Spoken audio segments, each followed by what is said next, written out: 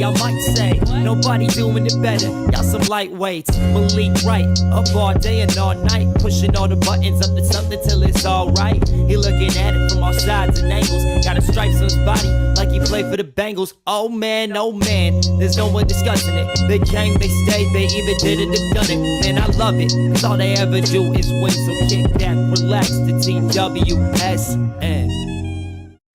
Thank you guys for tuning in to another episode of Bengals Recap. Sit Down with Malik Wright here on the Sit Down Malik Wright YouTube channel. I'm your host, Malik Wright, obviously. Yeah.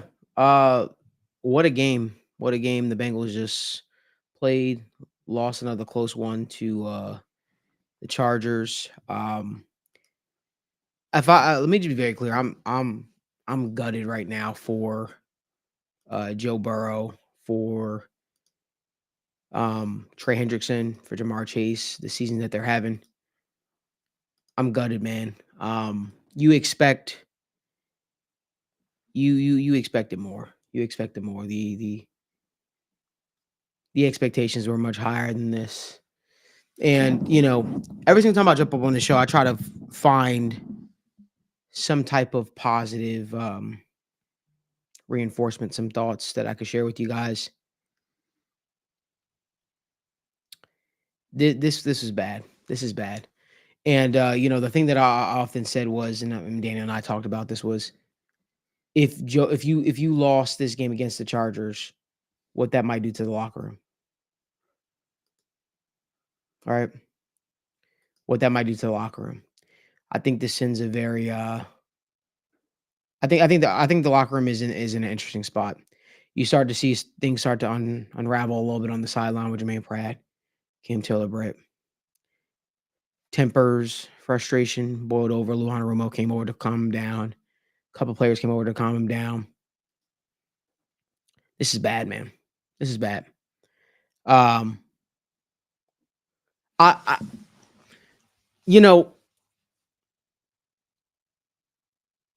excuse me, I'm just trying to find my thoughts with this. You guys have never seen me dumbfounded, and I never have much to say. The defense plays so poor the first half. Right. And I think everyone takes the blame for that.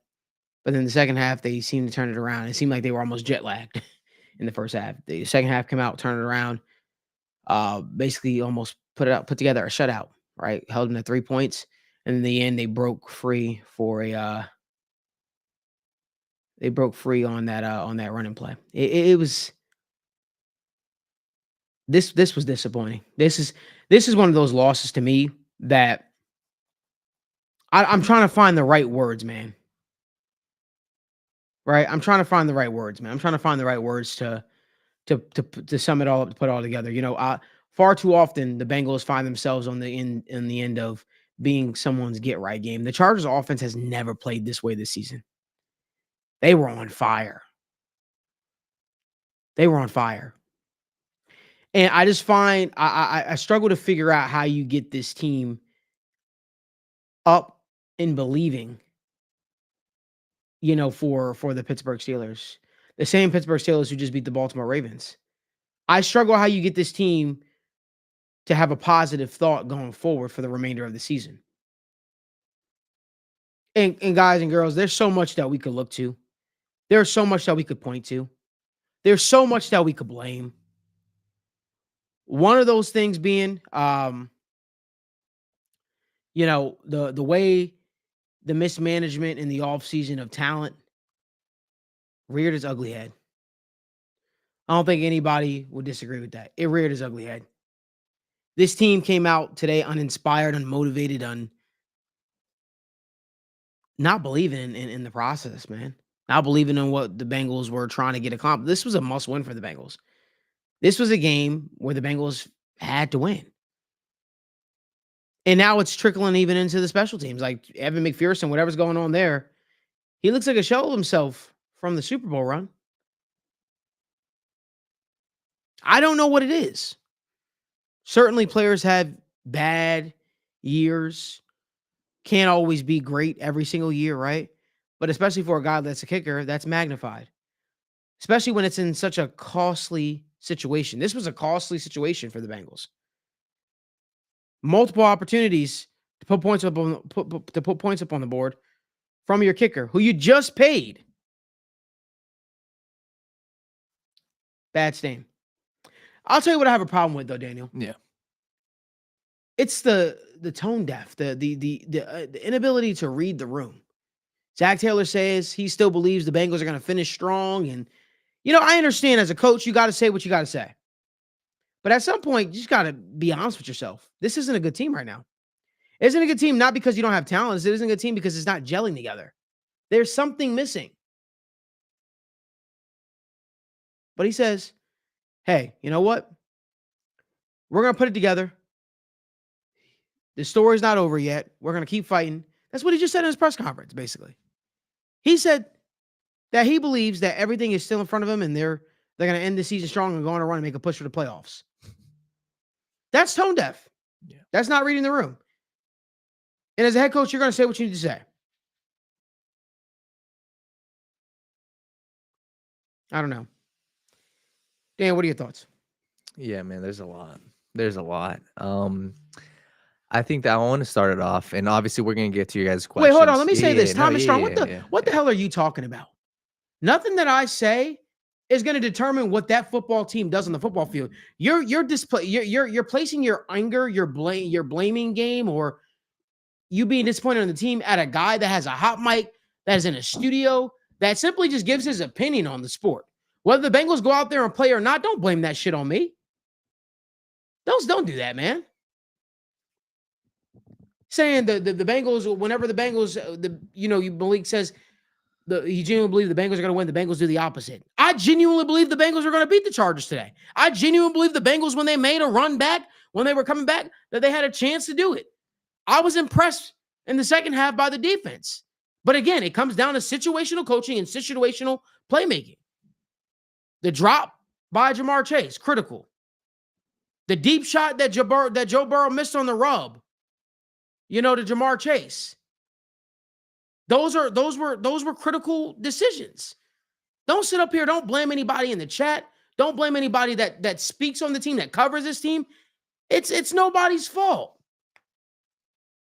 And I'm trying not to be away tonight because I'm already pissed about how the team performed. But come on, get a grip. Daniel. Yeah. No, I mean, it's not our fault, right? We weren't out there playing. Listen, my thoughts on this, and this is the reality for this. We're going to get into the game. We're going to get into the players. We're going to get into potential reasons. We're going to get into Zach Taylor potentially fired. We're going to get to Lou Anarumo, all of that. My biggest takeaway from this, Malik, is this season is going to go down as one of the biggest what ifs in Cincinnati Bengals history and, quite frankly, NFL history. And I feel like that's the takeaway that needs to happen. And seeing the press conference from Zach Taylor, seeing the locker room dejected, this conversation that we're having now is different than every single one we had before. Because Malik, I believed. Mm-hmm. I did, right? And you did too. After the 0-3 start, after the loss to the Patriots, after you go out and win in New York, after they lost to the Philadelphia Eagles, after they lost last week to the Baltimore Ravens, I still believed. I thought that this team had it in them. And this is where the conversation, and I'm with you, I thought the point you made about Zach Taylor was excellent. It's tone deaf. We can all see and we can all agree, every single fan in the NFL right now can agree that Joe Burrow is a top 3, if not the best quarterback in the NFL right now. So for Zach Taylor to say that, everybody fucking sees it. And excuse my French, but everybody sees this. Mm-hmm. Everyone sees Joe Burrow and Jamar Chase doing things on the football field that rarely get done. We talked about this on the show. How often do you have a quarterback that played with a star wide receiver at college? You bring them over to the NFL and they play like they are, symmetrical. They play like they have telekinesis. They are locked in. That is so rare in the NFL. You don't look at 3 different teams that have that. Joe Burrow and Jamar Chase have that. You get T. Higgins back today. Malik, they can't win close football games. And I'm at the point now where they show me, spots that they are a good football team. They show me their offense highlight real plays. They show me Joe Burrow making these extra plays. Malik, they can't win close football games, and they haven't. So that's what this season is, and that's why I feel like I have a problem with what Zach Taylor is saying. Mike Tomlin, Jim Harbaugh, John Harbaugh, all these guys, when they go through tough stretches, you see a different mentality. Just take a look, and I wish we had the clip show, but Joe Burrow, Jamar Chase walk into the locker room. Respectfully, this is a team that's defeated. Mm. They are heads down, walk into the locker room, upset, sad, probably feeling everything. Go look at Joe Burrow's press conference. The same thing. Dejected. That's what this team is. And that's us cutting to you like it is. This team is dejected right now. And in order to get them back, I believe it could be too far gone for this season. I believe it is too far gone. But in order to get them back, you have to prove it to them. You have to go out there and win a tough game. And Malik, they had the Philadelphia Eagles. They had the Kansas City Chiefs. They had the Baltimore Ravens twice. They had the Los Angeles Chargers, the Washington Commanders, 6 very good football teams. How many of them did they beat? 0. How many of them were close one-possession football games? 5 of those 6. And that's the mark of great teams versus mediocre teams. Malik, they're not winning close games. And whether that's special teams, whether that's defense not making tackles, whether that's time management, this team is not a good football team right now. They're not. They're not closing out the show. So that's my biggest takeaway. This season is going to go down as one of the biggest what ifs. And we'll get into it, but changes will have to be made, whether it's organization, something's got to change because these other teams, Malik, the great football teams, go look at the other side. The Los Angeles Chargers, Malik, they could have rolled over and died. And I'm not even, they look good. That was a winnable football game for the Cincinnati Bengals, but something that they always fight. And the Bengals fought too. They fought hard today. But there's something up with the locker room, and especially heading into a bye week. Malik, I at this point, I really can't even think about playoffs. I mean, I don't even want to mention them in the same sentence of that. Yep. This is a problem that needs to be fixed. And, when you have problems that come up, you try to deal with solutions. I'm one of those people where man, where I like to look for solutions versus bitching and moaning. Yep. And I'll tell you right now, man, I have a hard time seeing how you get this team up and going, not just for the rest of this season, but for what about next year? Yep. You rested all your laurels on saying, hey, you know what? Joe Burrow wasn't healthy. Joe Burrow couldn't stay healthy, whatever the case may be. And now you finally get Joe Burrow in a healthy year and playing at an MVP-like level. And this is what happens. Yeah. Like, I think that the margin for error in the NFL is so slim.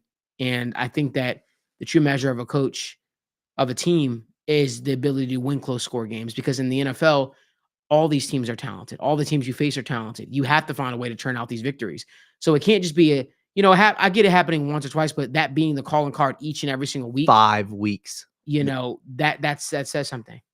Your only victories, notable victories, come against teams with losing records. You have not done that against teams with a winning record.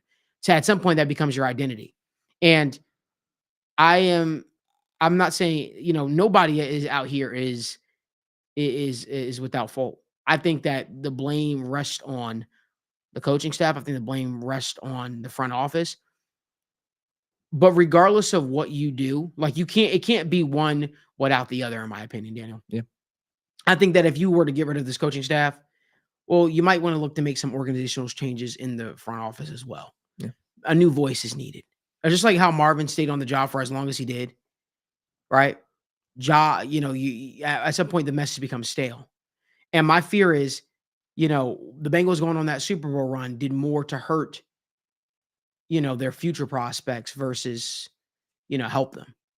And I think it's one of those things where we're going to be sitting with we're going to be sitting with this for a while.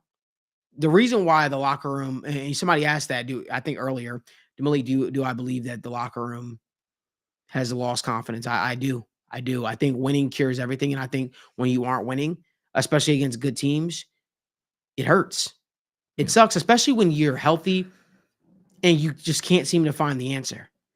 First it was, Joe Burrow can't stay healthy. Well, now you get Joe Burrow fully healthy. Okay. Well, that answers that. Then it's, T. Higgins hasn't been out there for the Bengals. Well, T. Higgins was out there tonight. Mhm. You know, it doesn't matter what, you know, it doesn't matter what the Bengals seem to try to do. It doesn't seem to be working out for them. Mhm. You know, and I personally, as somebody who watches film, watches the team, just like I'm sure a lot of you do, I'm really having a hard time placing my finger on it. I don't see how a defense can go from being so poor in the first half to shutting out a Chargers offense in the second half. Maybe the Chargers got, you know, maybe the Chargers started resting on the laurels. I have no idea.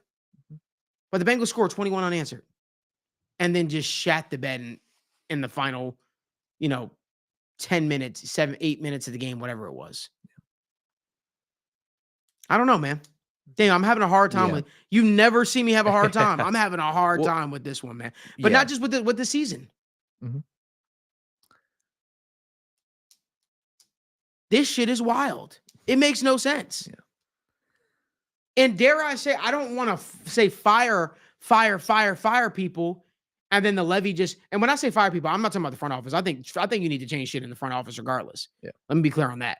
So this ain't a Duke Tobin thing. This ain't me talking about how Duke Tobin needs to be gone, or he needs to be stepping down. Somebody else needs to step up. But from a coaching standpoint, you have to ask yourself. And here's one thing I will offer up. And I think the owner of the Titans did this with some players. I think you should sit down with some of the leaders of the team, people like Trey Henderson, people like Joe Burrow, people like Jamar Chase. If you plan to make T. Higgins still a part of the, a member of this team. I think it might behoove Bengals ownership to literally sit them guys down at some point and ask a simple question. Do you still have a vote of confidence in Zach Taylor as the head coach and of this coaching staff? Yeah. That might sound a little extra, but I like a lot of organizations do stuff like that, especially when they're making a big change. Like this would be a big change. You're talking about a coach that, regardless whether we like it or not, he was a part of the team going to a Super Bowl. He was a part of the turnaround for Marvin Lewis, right? But those are conversations that need to be had. I don't think any conversation is off the table. What are your thoughts, Dan? Yeah. No, and I think from an organizational standpoint, you're right. And you go look at these other teams. That's what you have to compare other teams that have done it and see what do they have that this Cincinnati Bengals team, doesn't have. And I think you brought it up great, man, is, if it's something that you can't quite put your finger on, I think that shows that there's an intangible that we're missing. And something that was very clear and a perfect example. Let's look at this Chargers team, Malik. Mm-hmm. For the past 3 years, and yes, they haven't won anything yet. Let's be clear. Mm-hmm. For the past 3 seasons, the conversation amongst Chargers fans, amongst the locker room, amongst the pundits in the media was that this team was not a tough football team, Mm-hmm. that this team rolled over and they died, that this team could not win in the trenches. What did they do, Malik? They got rid of Brandon Staley. They got rid of their GM. And who did they bring in? They brought in Jim Harbaugh. They brought in Joe Ortiz. They brought in a bunch of new names. They built the trenches of the offensive line. And you just see, and it sounds crazy, but go look at what Jim Harbaugh, look at what the players are saying about their head coach. He is the best leader I've ever had in my life. Justin Herbert looks like a completely new quarterback. And I think that that's the message I'm taking away from this game, Malik. And I hate to say it, and you talked about this before, Jim Harbaugh is one of the greatest coaches we've ever seen. He went to Michigan and he turned them around. Yes, they didn't, at times have a lengthy dominance, but they won a national championship. And you look at what he's done to that locker room, to that culture, and I feel like that's the issue with the Cincinnati Bengals. It really feels like they're getting carried by Jamar Chase and Joe Burrow. That's what it feels like. And they've got a lot of great talent. T. Higgins stepped up. The defense stepped up in a big time way. But that's the sentiment that I'm taking away is so many times Joe Burrow bails this team out. Jamar Chase bails this team out when it shouldn't always be that. And I feel like, Malik, it's got to be a culture thing. It's got to be something that's not being instilled from the top. Let me be clear. He does some good things from a culture standpoint, bringing a team together. And this isn't just like, again, the offense showed up in the second half. They didn't show up in the first half, right? They showed up in the second half in a big way, but put points up on the board. I'm just thinking about if we're talking about making wholesale changes, uh, you know, if you're making wholesale changes, you need to be able to assess the head coaching position, the offensive coordinator, the defense coordinator, whoever, Yeah. the person that you call director of player personnel. I don't know, man. Yeah, and I'm also in this. We may share something different. Mhm. I'm also not saying to fire him now. I'm not saying that. No. And I think that's where the difference. We are not overreacting. I'm talking about a team that wants to win a Super Bowl, a team that has the makings to win a Super Bowl. In my opinion, I think we've shared the same sentiment. At this point, you have a healthy Joe Burrow for Mhm. 11 weeks. If you do not make the playoffs this year, I find it very hard to believe that. And this is a conversation that any fan should have. Or, like you have to Mhm. question the man at top if you don't make the playoffs with this Mhm. team. So I'm not Yeah. saying I think it would be stupid to fire him now, Yeah. but if they don't make the playoffs, you have to have that conversation. One thing I'm gonna say to the man too, we got to stop.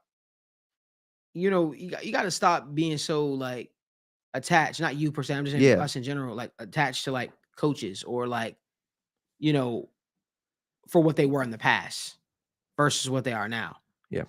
For what you achieved in the past with them versus what they are now. Like you should be viewing this very similar to a business. You want to see this do well. You want to see the business do well. And if there's a person in said job that isn't doing their responsibilities, handling their job responsibilities anymore, it might be time to move on. Mm-hmm.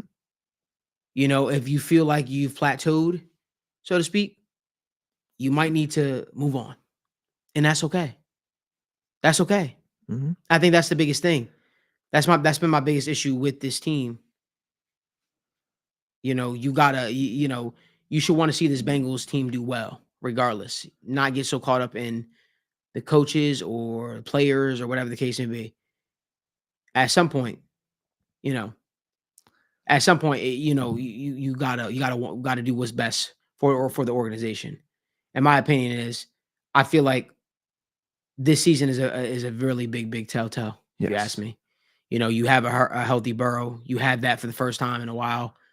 You got him playing lights out of his mind. You don't want to lose that guy for good.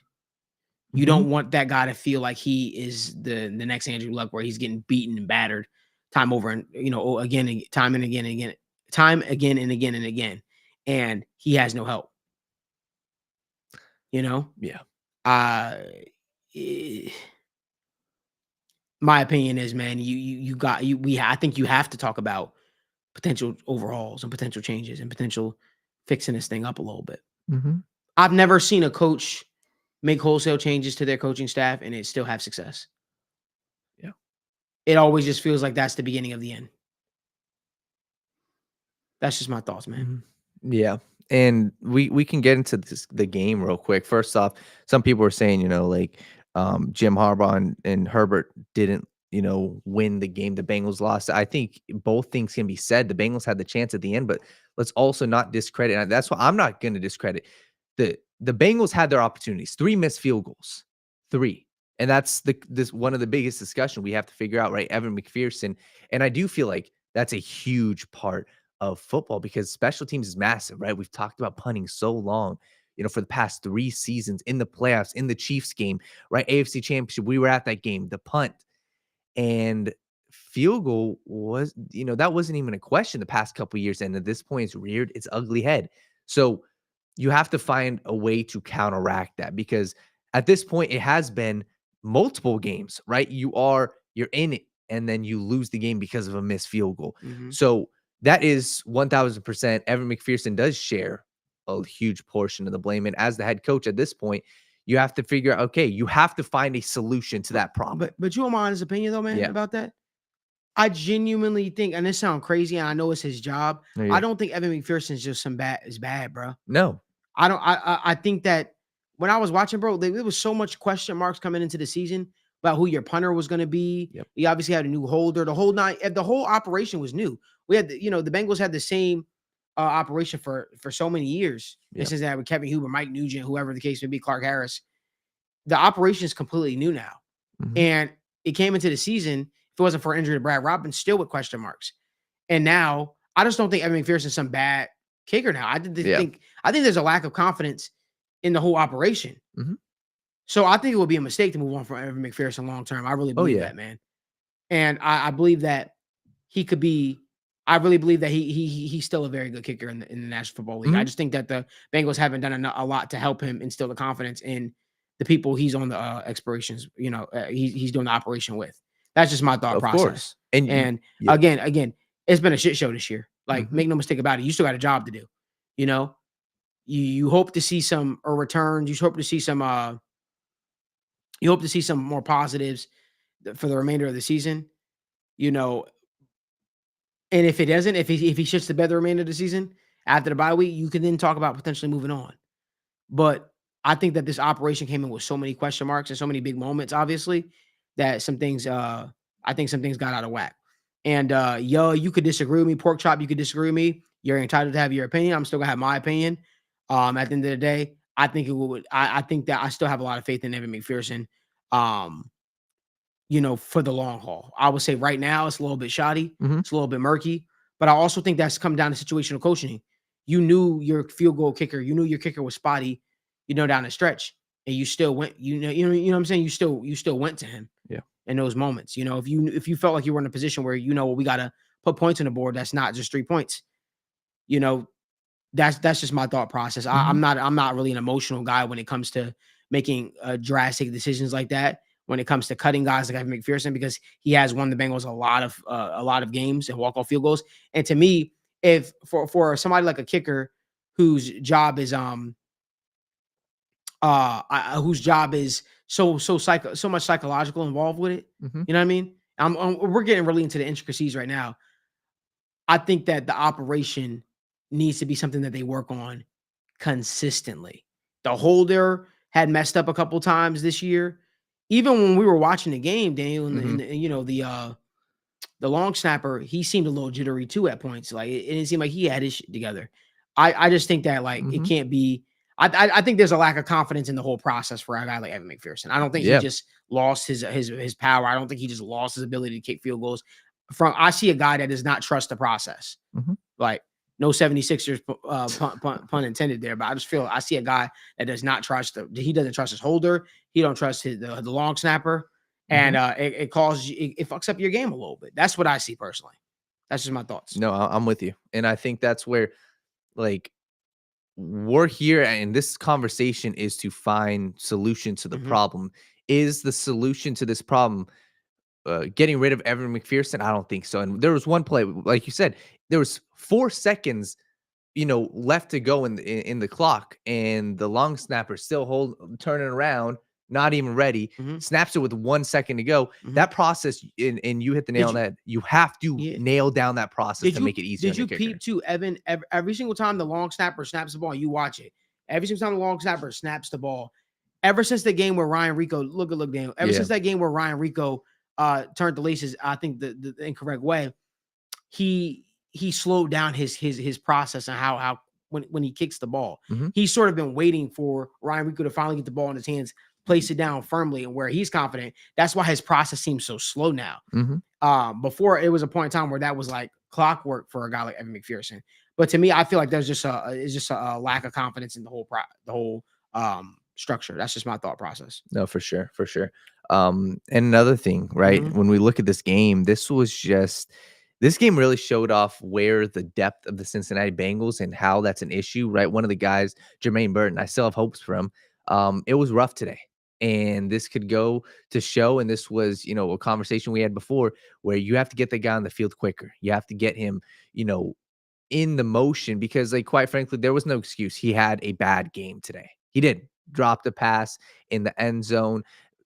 Couldn't connect with Joe Burrow on the deep ball. There was another one that it was a rough game, but at the same time, I'm not giving up on him. And I feel like it would be way too early for Bengals fans to give up on a guy that you drafted in the third round, a guy that has shown a lot of promise. But And I feel like it's just a you're putting him in a tough spot, and he yeah. didn't rise to the occasion. Well, here's the thing. Deja Vu and me agree here. He says, uh, he said a punter can't hold him, honest opinion. I agree with that. For as great as a punter Ryan Rico is, it definitely seems like he struggles holding. Seems Mhm. like he get a little too jittery, in my honest opinion. But I want to get to this point. Yeah. My guy Pete Petraglia, who's on the beat for the Bengals, he talked to Jamar Chase in the locker room after the game, and he says Jamar Chase is also frustrated with the team's inability to finish games. How? He said, "Ask Zach, ask the coaches. Don't ask me. I play football on the field. I don't call plays for us." Mm. We're starting to see cracks. Yeah. We're starting to see cracks in the foundation, man. And we talked about this, and we said, a guy like Jamar Chase isn't going to be the type of guy to keep his mouth shut. Yeah. He's going to speak his mind. He's going to speak his truth. If there are things that he disagrees with, fundamentally, he's going to tell you. If he feels like a coach is holding us back, he's going to tell you. This isn't shocking to me at all, man. Mm-hmm. I think you're starting to see some cracks, man, in the whole process, man. This is, I think that there was a point in that game too where Jamar Chase left off the field. And he was like pissed. Mm-hmm. It's one of those things where it's, man, I feel like the locker room is crumbling a little bit, Daniel. I want to get your thoughts on that. I want to hear in the comment section from you Bengals fans. We appreciate y'all, number one, too, for supporting and being in chat. Let me know what you guys think in the comment section. Do y'all think Jamar Chase is right, wrong, and different, or like what's your opinion on it? Do you guys think that a guy like Zach Taylor was losing the locker room? I want to hear your thoughts. Malik, we said this, Mm-hmm. and this is the part that you guys put yourself in this position for right, for wrong, whether, I'm not, Zach Taylor is a good dude, but where's the team at, right? What is the state of the locker room? And we talked about this, to put yourself in a position where you are 4-7 heading into a bye week. It's about to get spooky. And we talked about this. Put yourself in the shoes of an athlete, right? Put yourself in the shoes of Jamar Chase. You are, yeah. What were you sorry to cut you off, yeah. Stamina. I wanted to get to this point real quick. Sorry to cut you off, Daniel. You good? He says, "What are you talking about? Do you honestly think a professional team doesn't have their field goal timing down?" Yes, I do. I've seen it before. I've been covering the National Football League since 2014. Yes, there's been many times where teams have a fucked up special teams operation, and when you don't know who your punter is until damn near week 1 of the season, right? And it's by default mainly because your punter got hurt. Ryan Rico's head and shoulders better than Brad Robbins, but this could fuck up the process, and that's what we are seeing, in my honest opinion. The process when Evan McPherson came into the league was much smoother. He was the young guy. Vets brought him along. He's dealing with a rookie holder and a second year or third year player, and who's the long snapper. So yes, I do think that can mess up the process. It's not unheard of before. It happens in college. It happens in the professional level. It happens damn near at the high school level. It's football. It's what happens. Continue, Dan. Sorry. No, you're right. And I think that's where we'll see. Hopefully, I mean, you got a bye week. You got to just work your ass off, guys. And you hope that they get it corrected. But the point about the locker room, I think that's so key. Like I said, put yourself in the shoes of Jamar Chase and Joe Burrow. I think it's that simple, right? These guys are your franchise. Jamar Chase is going to make a ton of money. If you are the best player at your position and you are playing your ass off and you are playing in a position where you have a huge hand in how your team wins or loses, right? You go out and put a magnificent performance last game, 260, a record-breaking performance, and you lose that game. If you are the best player at your position, you are going to feel some type of way, and you are going to look to somebody to blame. It happens everywhere. Right? It happens in the workplace. It happens in school. It happens at home. It happens on sports teams. If you are the best and you are playing like the best, you are going to look for somebody to blame. Daniel, here's the thing. One thing I want to add to that. Another quote from comes from Trags as well. He asked Trey Hendrickson about his exchange with Zach Taylor coming to the sidelines in the first half. Remember, he had a very heated exchange with Zach Taylor. He says, "Everybody tries to calm me down. It's the National Football League. You play with an edge." Again, cracks in the foundation you're starting to see. This is what the fear was. At the Bengals lost this game, I felt like they would start to lose this locker room, and I felt like you would start to get players start to speak out a little more. You get players get, pretty pissed, and I think we're seeing that right now rear its ugly head. Look at the Kansas City Chiefs, and I hate to use them as an example, but look at the Super Bowl. I was watching that game. We were all watching that game. And you see Travis Kelce. I don't even know if he pushed Andy Reid, came off the field, yelled at him. What was Andy Reid's response? Albeit they won. What was his response? You know, I love Travis, and Travis deserves that right. He's a fiery guy. Mhm. And what was Andy Reid's response? He wasn't trying to calm Travis Kelce down. He let him do his thing. And I feel like that's where this team is. And maybe Zach isn't the man for the job. And that's a conversation we've got to have, right? Hey, at this point, you're 6 years into your career. You're 5 years with Joe Burrow. This season has everything aligned for you. And maybe Zach feels like the organization is pinning him down. Maybe Zach feels like he doesn't have the guys on, the offensive line. Maybe he feels like he doesn't have the guys on the defense. That's Zach's opinion. The fact is you are 4-7, and the point you brought up, Trey Hendrickson, Jamar Chase, this is a players-driven league. And if the players are upset, something has to change. And I feel like Jamar Chase, Trey Hendrickson, and Joe Burrow have enough power and have enough say to, if this season keeps going the way it's going, they keep playing their ass off. And if you don't make the playoffs, I feel like those three guys' voice can make a change. Trey Henderson also, just to be clear, a little deeper on their sideline interaction. Trey Henderson slapped Zach Taylor's hand down. And Zach Taylor was trying to calm him down. That was after, I think, one of the penalties were called on Trey. The growing sentiment with that is I feel like you lost the locker room at this point. Yep. There was once that respect there, and you got players fighting on the sideline, arguing on the sideline. I want to make sure I don't misspeak there. Arguing on the sideline, and Cam Taylor, and Jermaine Pratt, and you got coaches coming over to calm them down, and players coming to calm them down. You got your star defensive end who came into the season with a contract dispute, slapping your hand down.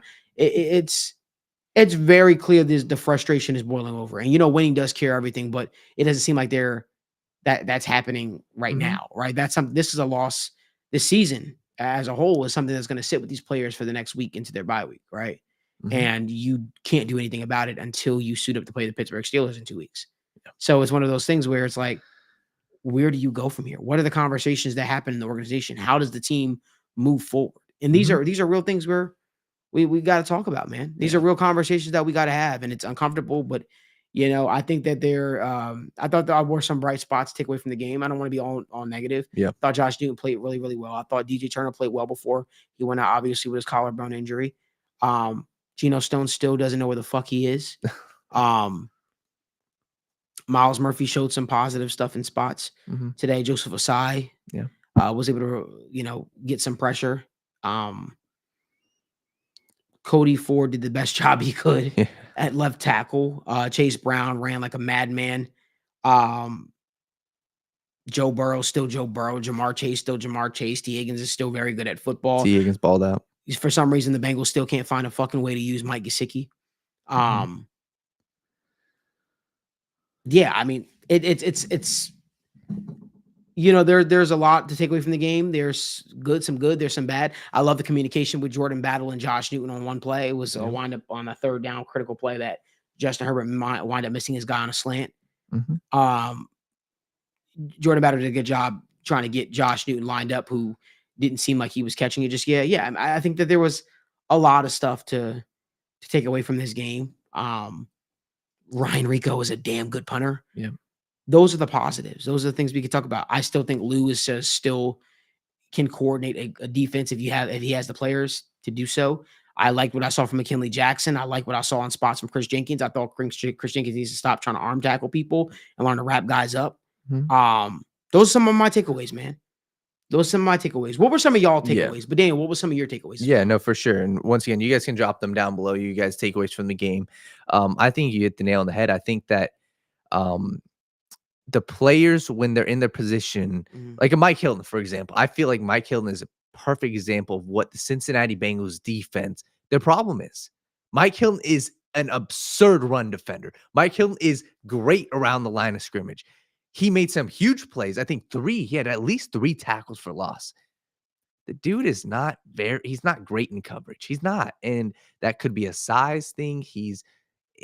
And that's just where the state of this Bengals defense is, right? Somebody like him, you just make big time plays up at the line of scrimmage, but late in the fourth quarter, when you're one-on-one with the slot wide receiver like Ladd McConkey, it just doesn't go your way. So I thought that Mike Hilton around the line of scrimmage was good. Mhm. Finally, you got a turnover. Logan Yeah. Wilson, big play. That's something that you needed, and that's kind of what helped turn this game. If they didn't get that turnover, this game could have been a 2-possession game, and it could have been lost by 14, 10 points. So I thought it was huge Logan Wilson play. And I think that this defense really turned the corner when you also brought in Jordan Battle a lot. I thought that that's where a huge portion of my frustrations come from is you look at that first touchdown or the second touchdown, the Quentin Johnson one. We were talking about this. Just miscommunication. Geno Stone is not a starting safety at the NFL level right now. He's not. And that comes from you look at the end of the game when he was 1-on-1 with Ladd McConkey and just doesn't have the closing speed to the sideline. He doesn't have the length. He doesn't have the speed. He doesn't have the acceleration. He doesn't have the click and close speed. He just doesn't have it. And the same thing, the Cam Taylor-Britt was man-to-man. Geno Stone tried to communicate. As a safety, your job is to cover the ass of your cornerback. And if your cornerback makes a mistake, you have to be the one to correct it. I thought Cam Taylor-Britt, that was his responsibility. That was his fault. But Geno Stone saw it. Geno Stone was pointing, get your ass on that side. So I thought that was another takeaway. And then this offensive line, too, Joe Burrow is getting rocked time and time again. And that comes from the interior offensive line. You can credit the Chargers for running a ton of stunts. But that also comes from just your offense at this point. Malik, Joe Burrow feels like he has to play hero ball. And many times in the beginning of his career with the Bengals, this is what we talked about. Everybody always blamed the offensive line. A lot of it is Joe Burrow's play style. But why does he have to play this way? That's the question I have for everybody. Why? Right? Why does he have to sit 5, 6, 7 seconds? It's because that's the style of offense that they're in now. They're in win now mode. And they're just not making it easy on Joe Burrow. So a lot of these plays, Malik, on these broken plays, that's Joe Burrow creating, and that's a lot of it. That's why he's getting hit a lot. But I mean, that's all great quarterbacks. I mean, Yeah. that's what you want to see from your quarterback, especially in this day and age. It's not even about that. It's beyond Joe Burrow taking out. I don't even want to talk about that. I mean, it's just this. It's I'm just at a loss of words. Somebody asked. Somebody the Ohio 1513 says, Daniel Malik, are you done with the Bengals if Zach Taylor is the head coach after the season? No, we'll keep analyzing teams, talking about the team. We're here based in Cincinnati. We're going to break it down for you. The good, bad, the ugly. We'll be obviously covering you all the way through draft season as well and everything. But even the remainder of this season, State of the Jungle will still happen every single Wednesday. I'll still be doing my morning shows because I'm doing the show tonight. I'll be doing the morning show on Tuesday morning instead of doing the show tomorrow morning. So you guys catch me at Tuesday morning at 10 a.m. As we'll be breaking down this game a little bit more and deeper. And, I have to get a chance to really watch some film and, talk this thing through. This is just disappointing. The School of the Pro says Burrow is Jamarcus Russell 2.0. You sound stupid. Yeah. Jamarcus Russell did nothing in the league. Joe Burrow's playing like an MVP candidate. Stop being a troll. This is just disappointing. This is just disappointing. This is a season the Bengals came into with so much hope, so much promise, and you expect the results to be a lot better than what they are. Yeah. And just the kind of, I don't know how much longer we want to go, but man, this is the part of this conversation now is how do you move forward from this, right? What's next? You got a bye week, and I hate to say it, but it's going to be a brutal next 2 weeks of just sitting, doing nothing. Obviously, we're not players. We're not going to be training, but just thinking about what the locker room is like. Go look at what Jamar Chase said. Look at what Trey Hendrickson said. That's what the locker room is feeling. So the conversation, let's say if I'm Duke Tobin or if I'm the GM, if I'm the owner, what am I looking to do? I don't know if I fire Zach Taylor right now. Wait, what do you mean? What are you saying? I'm saying, how do you move forward? You don't fire him when? What are you talking about? Right now, after would you saying mid-season? Yeah. Nobody should be fired mid-season. That's what fans are talking about, though. No. Yeah. That's like I wouldn't be looking to fire anybody, and that's why I think you just have to take it one game at a time. But the conversation of after this season, do people get fired? That's where you just have to look at it and say, see what the locker room says. And I think Jamar Chase, Joe Burrow, these guys, it depends on how you finish off the season, but it's not looking good right now. So no, I mean, It it, how you finish will tell you a lot about this team. That's how the organization needs to operate. You know, how you end the rest of the season will tell you this team's level of confidence in Zach Taylor. If they roll over, then they don't want it, man. Yeah. And Blake Meek, no, he should not, man. No, he should not. That's an emotional response. He should not be fired tonight. What is that going to solve? What does that prove? You fire a coach when there's little respect there, when it's completely just horrendous. And then what follows after that, typically more times than not, is the doors fall off. But let's not get unreasonable here. He did help lead you as the coach to Super Bowl. You don't, which is why not everybody, is in coaching positions, or not everybody is in leadership positions or direct positions to make those type of change, because part of being, an owner of a team or in a leadership position is you can't be emotional. We've seen time and time again, teams get emotional. For me, what I'm looking for is how this team competes the rest of the way down the stretch for Zach Taylor. That will tell me if he's lost the locker room fully or not. How they come out against the Pittsburgh Steelers at home will tell me a lot. You fire him tonight for what? What is that? What does that solve? Mm-hmm. What is that achieving? The season is what it is. It's 4-7. Don't let somebody else take over that shit. That's why I hate the whole interim coaches thing, because somebody else is taking over, somebody else's trash and expected to do what with it. You're not giving that person a fair shake to be a true interim coach. What do you make Darren Simmons that coach? Luan Rummel that coach? And you see what happens? Come on, that doesn't make a lot of sense. That's emotional. So you let him compete, you finish the season, and then you judge it based off of the rest of the way. Make no mistake about it, the Bengals have a last place schedule. Whoever, with Zach Taylor being the head coach, that will determine if this thing's completely fallen off the rails or if it's salvageable to some degree. If this team's able to keep coming out there competing and fighting hard and they want to win, that should tell you a lot. That's just my thoughts. Yeah. No, and I think that's where you just have to ask yourself the question, right? Like, what is your alternative and what's next? And at this point, this is a team where Joe Burrow still believes in himself. Jamar Chase still believes in himself. Maybe at this point, they don't know if they're going to make the playoffs. Maybe they don't know. But you have to ask yourself, what is that going to accomplish? Mm-hmm. And I think if you're asking yourself the question, right, the fans that want Zach Taylor fired, you're not bringing in a head coach now. So I'm with you. I think that's a smart process to say, hey, if there's going to be a clean sweep, if there's going to be a cleanliness of the house, if this season really falls apart, if you lose to the Pittsburgh Steelers and you lose a couple more games and you go 8-9, 7-10, at that point, you can start your offseason fresh. Mm-hmm. And I think that's where the Cincinnati Bengals have to go. And it's not like we haven't seen a organization turn it around after wholesale changes. So that's just how I kind of look at it. And this season, at this point, like I said, you just got to see how the Pittsburgh Steelers game goes. You got to let the process play out, man. Honestly speaking, I've never been a fan of firing coaches in season unless it's completely just the rails have fallen off. You got players not showing up, not respecting coaches, the whole 9 yards. But it's clear to me that the Bengals would probably benefit from having a different voice, not just at the coaching level, but maybe even in the organizational front office standpoint. I think the goal of the offseason is to leave no stone unturned and realize that everything is up for discussion. I think that's the uncomfortable conversation that people have to be okay with having. Just my thoughts.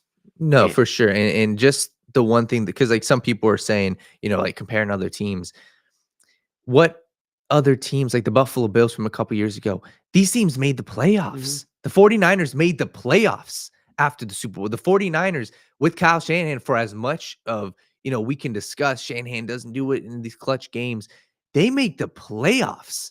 This is a team that is 4-7. And that's what I feel like, the conversation as the season unravels, we have to see. But this was a team, at least we were talking about right before this game. This season still had playoff hopes. At this point, you have to take it one game at a time. And I'm not confident in this team making the playoffs, but you just got to go and see what this team is made of. And I think you said it best. See what this team is made of. And This is going to tell you a lot about what you have in the locker room and in the head coach. Brandon yeah. Burner said, why did it work for the Bills? Because the Bills fired an offensive coordinator that was widely regarded as really not that. Him and Josh Allen didn't necessarily get along the best. They didn't fire a head coach. That's why it worked out. You fire a head coach, you're basically tanking on the season. You're basically saying, we don't know what the fuck we're doing right now, and we're basically you're punting on the season at 4-7. With the ability to still, with the ability still to get to double digit wins, which I don't rate too highly at this point. Yeah. It just sends a bad precedent. Honestly, you fire a coach when you're already punting on the season. You're looking to move forward. That's just my thoughts. Like I said, I'll be back here live tomorrow. Tuesday at 10 a.m. for an episode of the Sit Down Morning Show with Malik Wright. We'll be going live tomorrow on Monday. We'll be back Tuesday morning at 10 a.m. Make sure you guys join us then. We'll be deep diving into all this, talking this thing through. It was a long night, long game, upsetting process to see how the game unfolded. But you know what? It was some positive takeaway. Disappointing for Houday Nation. Disappointing for these players, man. Gutted for these players, honestly speaking. And but nonetheless, no matter hell, high water, we are here in Cincinnati. We're gonna keep talking about this team. We're gonna keep covering this team. We're gonna keep giving you guys our thoughts. And when the Bengals are mathematically finally eliminated from playoffs, we will start looking ahead to the draft process and some of these prospects. And you can follow the channel along, guys. And girls will be at the combine. We'll be we might be doing the Super Bowl this year. Not exactly sure just yet, but we're definitely going to be doing the combine. And Daniel and I've got some awesome stuff planned in terms of actually breaking down some of these prospects and who are some ideal fits for this team potentially throughout the draft process. I certainly didn't think we'd be talking about the draft in November, but here we are. Obviously, you got to just deal with what you got. It's just some things have to change. And regardless, we will be here with you guys all through. We'll be doing post games all through the process. Tuesday, I'll be back live with Zim Houday, and we'll be talking this thing through with you guys and really discussing the pathway forward, what that looks like, whether that's with Zach Taylor, whether it's not with Zach Taylor, whether it's with Duke or not with Duke. It's going to be a lot to get into. It's going to be a long season still to go. Still a lot of games, a couple games left to play. Yeah. Let's see if this team can do something that is unthinkable. That's just my thoughts. So if you guys could do us a huge favor, give this video a like, subscribe to the channel, turn on post notifications. Almost 300 people in the chat, only 66 likes. Which greatly appreciate if you like the video. But turn on post notifications so you guys know when we go live or upload content from the TWSN studios. And as always, until next time, until Tuesday, Houday.